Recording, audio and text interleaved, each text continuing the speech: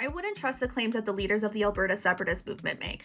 And this isn't meaning to come from a mean place or anything. Just stick with me here for a second. I just want to look at some of the contents in this article here. The author of this article was born in Edmonton and grew up in Calgary. He came out to check out some of the Alberta separatist rallies and talk to the Alberta separatist leaders. The author notes here that they had known Mitch Sylvester for less than 5 minutes when he first implied that King Charles was going to come after him. He thought that Mitch Sylvester was joking about this, but later highlights that that's not the case. The author of this article said that a lot of the claims that the separatist leaders have made are dangerously detached from reality. It's noted here that after reviewing hours of interviews and what's said at events across the province, an astonishing number of the stories that were told at every stop were either exaggerated, distorted, or outright false. Sylvester seems to truly suspect that King Charles has both the capacity and interest to come after him.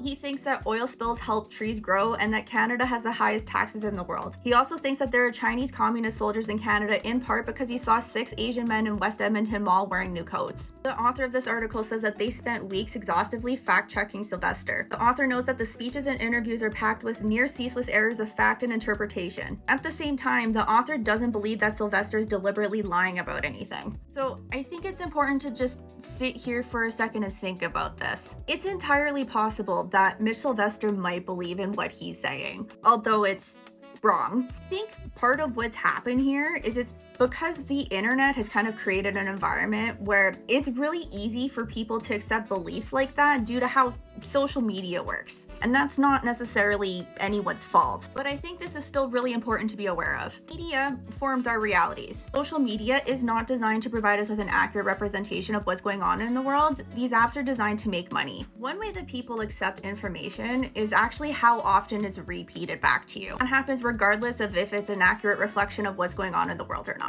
How social media works is it sticks you on an algorithm. Social media algorithms repeat similar content back to you. That's also actually how right-wing media works according to the study. Instead of staying up to date on breaking news like the regular news does, what right-wing media does is it actually stays incredibly disciplined on issues like immigration. And again, repetition is how people will accept information, which is why I'm not trying to be mean or anything here, right? Like, this can happen to anybody. I think it's important to take a second and think about some of his claims here. I don't think that King Charles thinks about Mitch Sylvester, like, at all. I don't think King Charles spends his time thinking about some guy in a small town in Alberta. So I think it's important to take a second and think about this. I don't think people that make claims like that about the king are very trustworthy. Just be careful of what you believe.